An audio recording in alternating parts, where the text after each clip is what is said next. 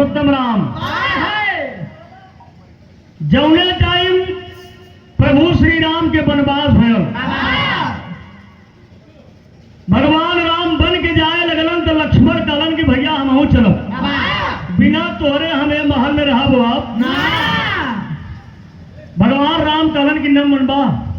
कहलन कैसे मानी, सब दिन तो तोरे चरण में पड़ल रही, आज तो हम कैसे छोड़ के दूरे हो सकी। भगवान राम कहलन न मनबा तो चला। तो भगवान राम वन को चले, उसी के साथ लक्ष्मण भी चले। और जब दोनों जने चलत हुए भैया तो बतावल जला माता जानकी। माता जानकी कालीन की जब घर में अगर पतिदेव न हो, अगर पति न हो तो ये घर में रह बेकार बा। हम संगे चलब बदे कि तोरे संगे रहा तो दुख परी चाहे सुख दोनों जने बराबर बांटल जाए। तो माता जानकी को लेकर के प्रभु श्री राम वन के लिए चले हैं। और जब वन बदे निकलन हो भैया, वही टाइम के बाद माता जानकी जौने टाइम सरजू नदी के पार कैली, सरजू नदी के जनो टाइम पार कैली, वही टाइम अपने मन में एक मांगन मांग दिली। भगवान राम के मालूम ना हो कि सीता जी कुछ मांग ले। अपने मनवे में मांगन मान के सीता जी संगे संगे चल गई। पंचवटी में गईली, सीता का हरण हो गल, रावण ले गई चुराई के। प्रभु श्री राम लंका का लड़ाई बानरी सेना के मदद से लड़ाई लड़ना, सीता जी के मुक्त करा के रावण के मार के लेकर के लौटल हुआ। और जब लौट के फिर अयोध्या में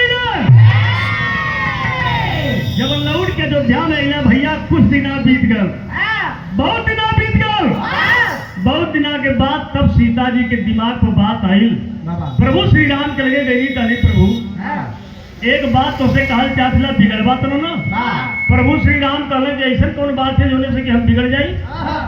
कहे वही इजाजत चाहला, आज्ञा चाहला, आप कहबा तबे हुई।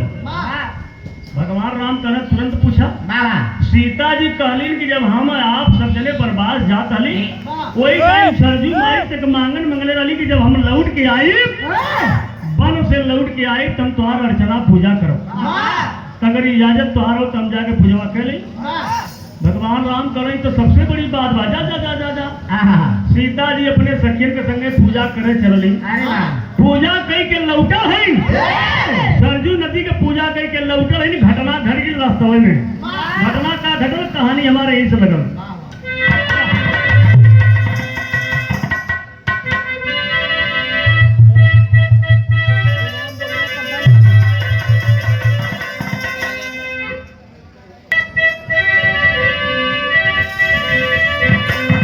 ए भैया लागल लागल लागल,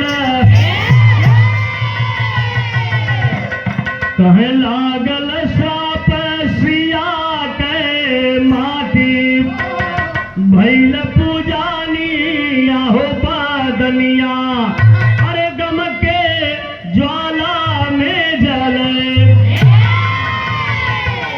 ए भैया माता जानकी पूजा कह के लौटल ही, वही टाइम घटना घटल मिलल के रास्ता में उनसे मिलल के कहना हो।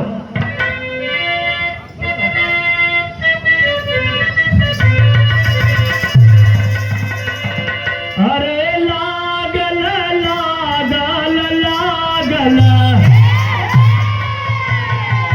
अरे लागल कहे लागल साप सिया के माटी, भई पूजानी आरे बात, गम के ज्वाला में जले।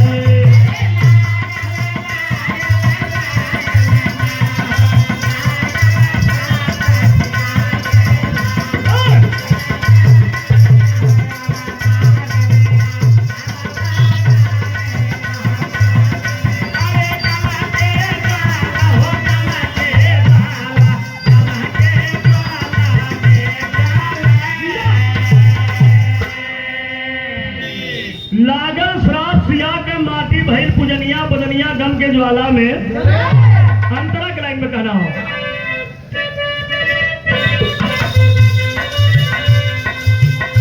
अरे लेकर पूजा की जब थाली,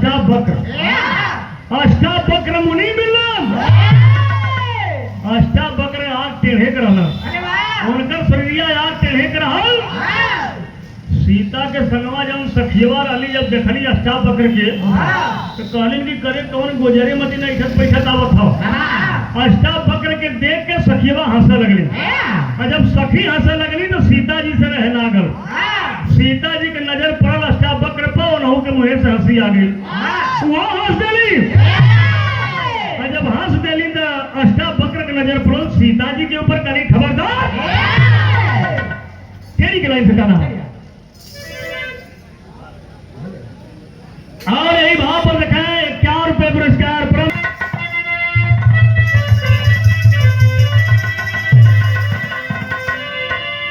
कहे लोचना लोचन लोचना अरे लोचना कहे लोचना देखा सिया दवा हसनी दवाले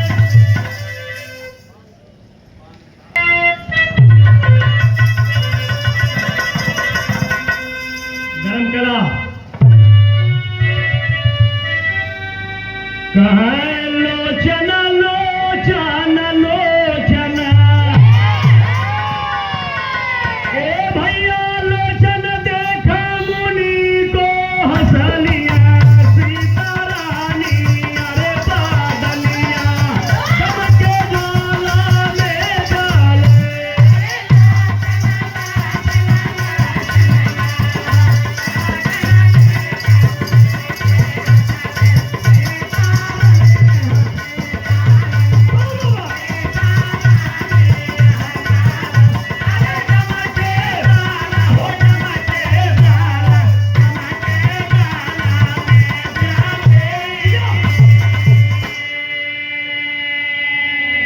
सीता जी हंस गई तो लोचन देख मुनि को हंसली सीता रनिया बदनिया गम के ज्वाला में एक लाइन चंद बदल गई मास्टर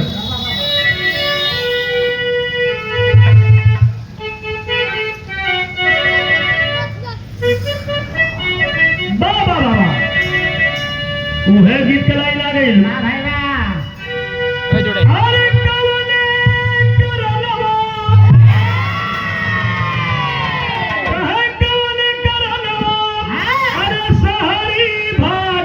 अरे पिया पपिया के बोलिया जा हरी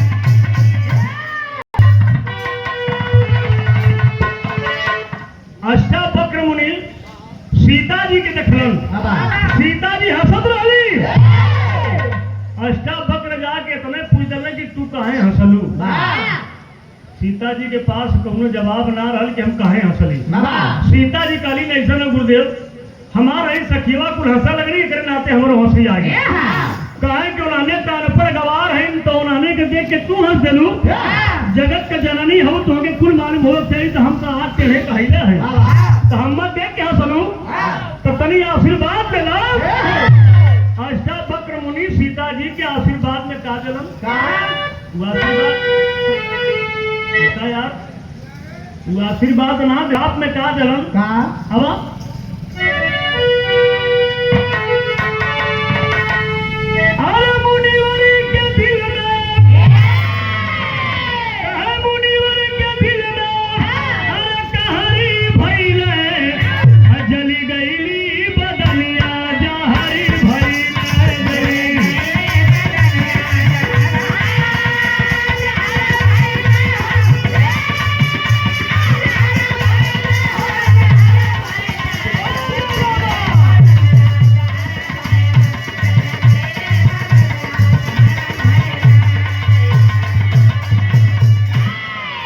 कहे मुनिवर गरल श्राप हर बेहल सुनाई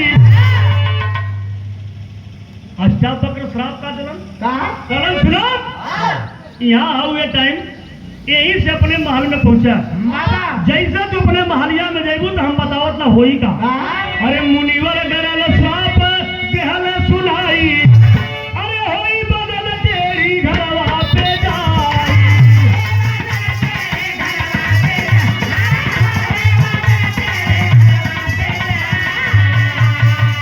अरे माने नायगवा, माने नायगवा बिसरी गईले, जली गईली बदलिया जहरी भई।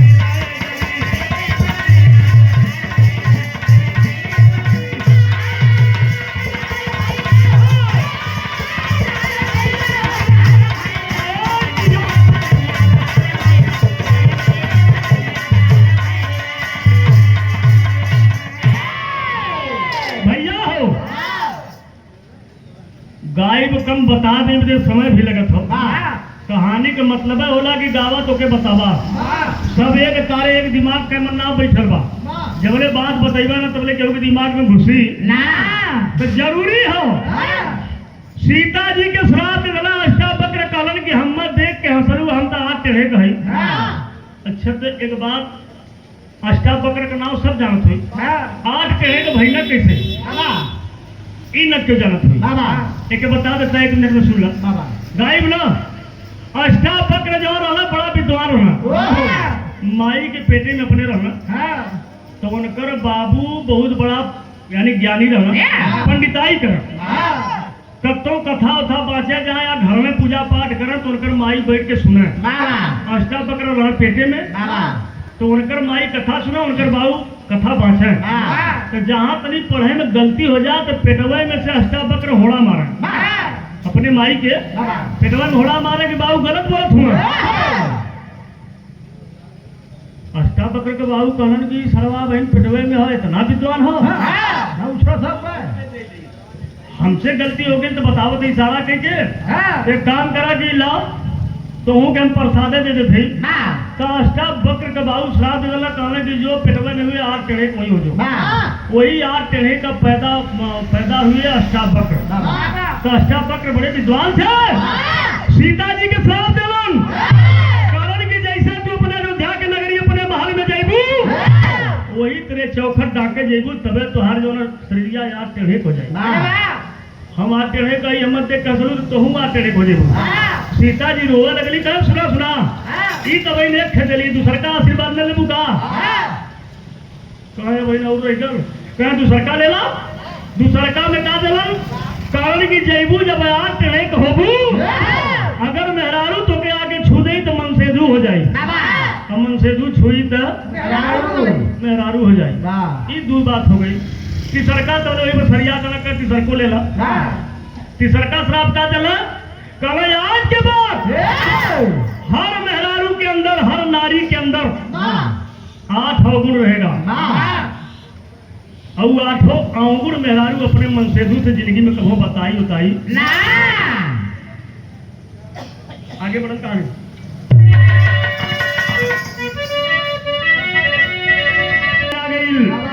अरे कहे लेखा लेखा रे लेखा अरे लेखा कहे लेखा लगल महल में गई सीता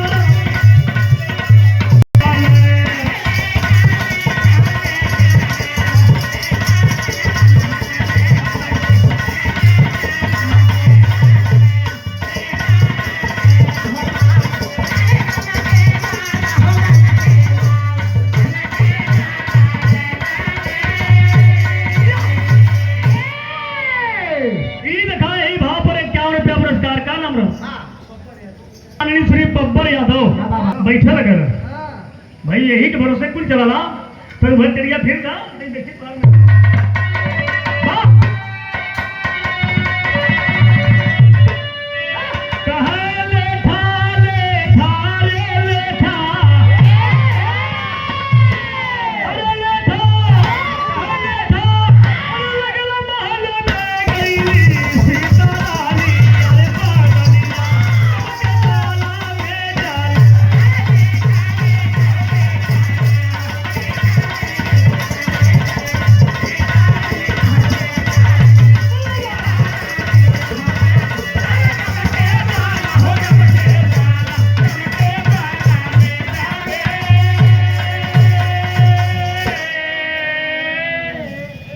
दिया फिर जिसे मालूम पड़ता कि कैली सीता रनिया बदनिया गम के ज्वाला में। अब सीता जी जो वही अपने अयोध्या के नगरी में जाते हैं जुआर डाकत है, महल के चौकट डाकत है। काम बिगड़ गया, एक पैर अंदर एक पैर बाहर। जब वही पैरवा रखते शरीरिया धीरे धीरे टेढ़ हो लगा। सीता जी के हाथ से थाली गिर गई और जब टेढ़ शरीर हो लगल भैया तो देखा कवि जी कितना बढ़िया भाव का तर्ज बदल।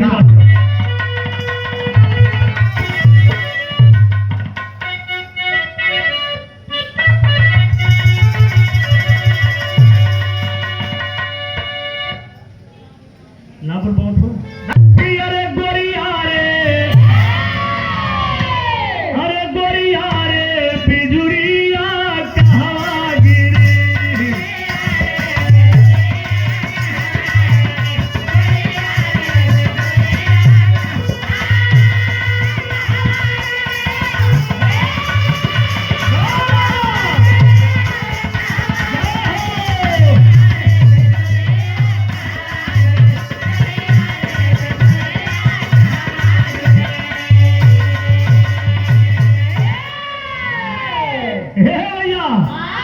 भाई देखा बहुत रुपया का पुरस्कार दे दानगंज जरियारी से 201 रुपया पुरस्कार। कहाँ जात हुआ बाबा पैसा जानकी बाहर मेहनत है तो भयल का कहना हो।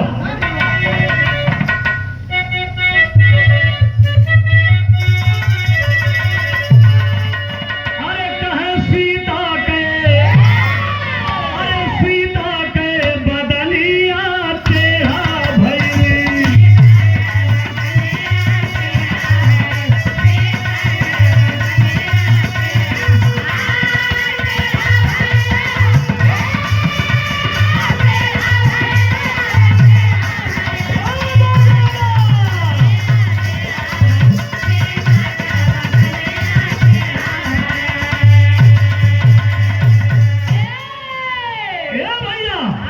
सीता जी टेढ़ हो लगनी तबले बताओ जला कौशल्या के नजर पड़ल। कौशल्या जी कलिन करे बाप रे बाप ये हमार पतोहिया कैसन टेढ़ भेज जात हो। दौड़ पड़ली कौशल्या जी जाके सीता जी के हाथ लगा दिली, वही पिछवा से हाथ लगा दिली, थाम लेनी कि इनके भैर का कैसन टेढ़ होते। तो भैर देखा पहला श्राप रहल की टेढ़ हो जाऊ, दूसर का श्राप रहल की मेहरारू छुई तो आदमी हो जाए, आदमी छुई तो मेहरारू। भूल हो गई, कौशल्या दौड़ के हाथ लगा दिली। जब कौशल्या छू दिली सीता जी की तो बात बिगड़ गई।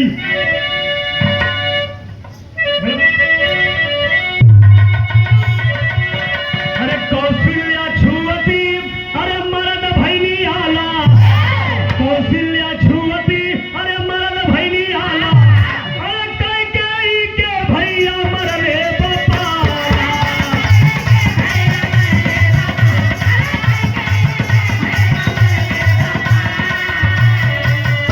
अरे मनवी के तना गीला भइल, बोला मनवी के तना गीला भइल, सीता के बदलिया।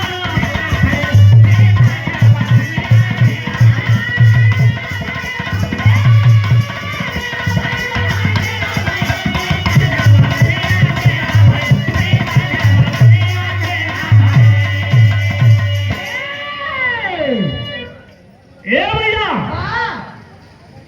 बताओ जरा यार, कौशल्या छूली, कौशल्या मनसेधु बन गई। कई कई दौड़ के हाथ लगोली, कई कई छुअत मार मनसेधु हो गई।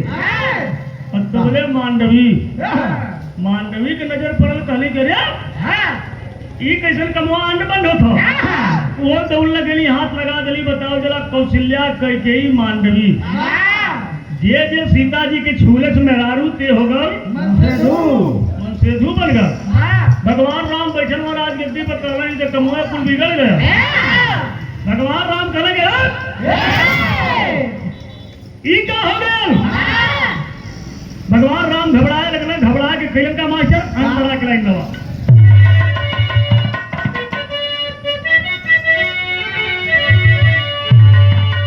ले डरी अरे ले डर सोचे रघुबर आला, अरे लुढ़ारे तब हनुमान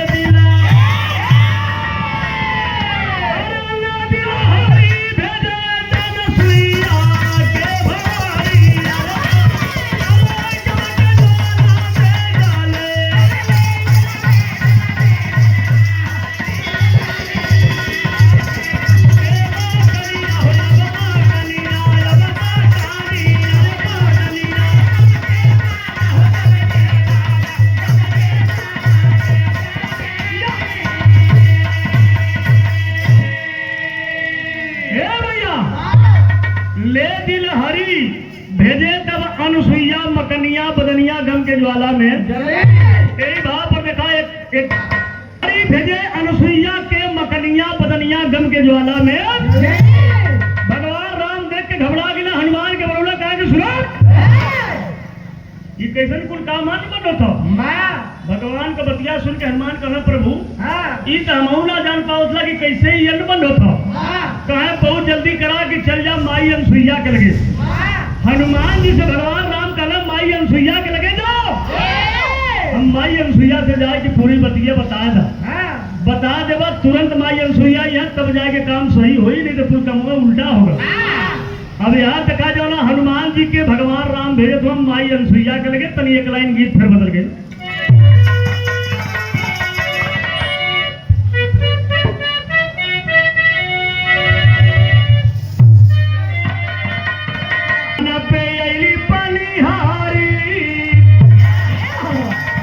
कुआना पे अली पनिहारी कुआनावा उमर कयावे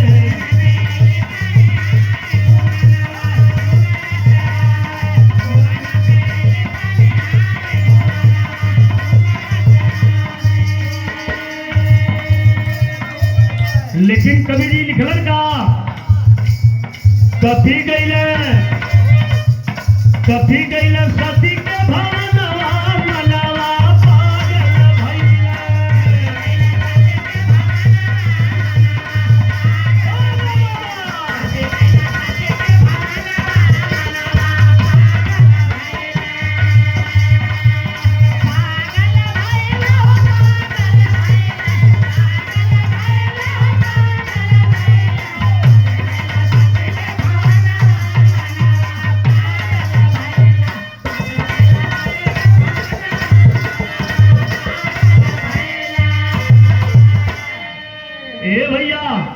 कथी गईले सती के भवनवा मनवा पागल भइल वही टाइम हनुमान जी जाके माई अनुसुईया से कहलन और यही भाव पर 51 रुपया पुरस्कार हमारे बतिया बताए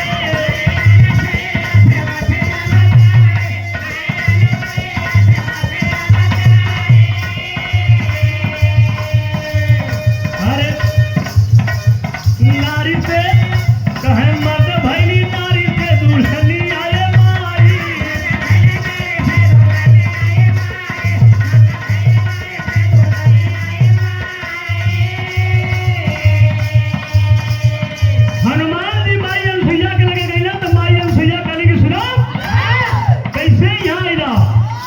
यहाँ कैसे इला हनुमान जी कहलन की माई प्रभु श्री राम का आदेश है कि बहुत जल्दी तू अयोध्या के नगरी में चला अत्रि मुनि का पत्नी रही माई अनुसुईया हनुमान से कहलन की कोनो बात हो तो हमें बतावा हनुमान जी कहलन की भाई बात तो यह है कि हमारे घरवा में जितना कौशल्या माई सुमित्रा माई और मांडवी और कैकेयी जोन जे रहा माई से होगा सब ना बाबू माई तो सब बाबू होगा अनुसुईया माई कह कि माई से बाबू होगा साफ साफ हनुमान बताओ बात कहे कि माता जी माई जानकी महल में हलत रानी वही टाइम उनकर शरीरिया टेन हो गई और जे उनके छुएले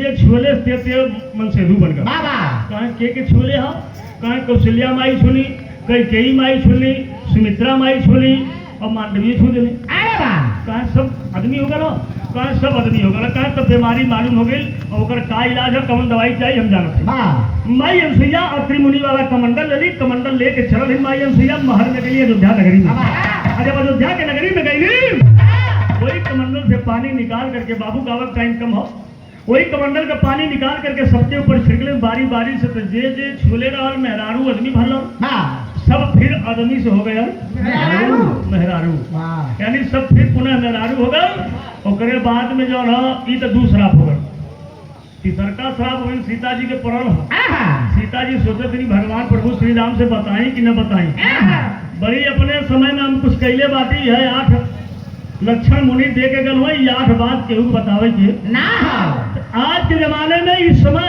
कौनो भी नारी केहू के मेहरारू केहू के घरे को 8 बात अपने जीवन का कभो अपने मनसेवी से बताइए तो गाने की आखिरी लाइन है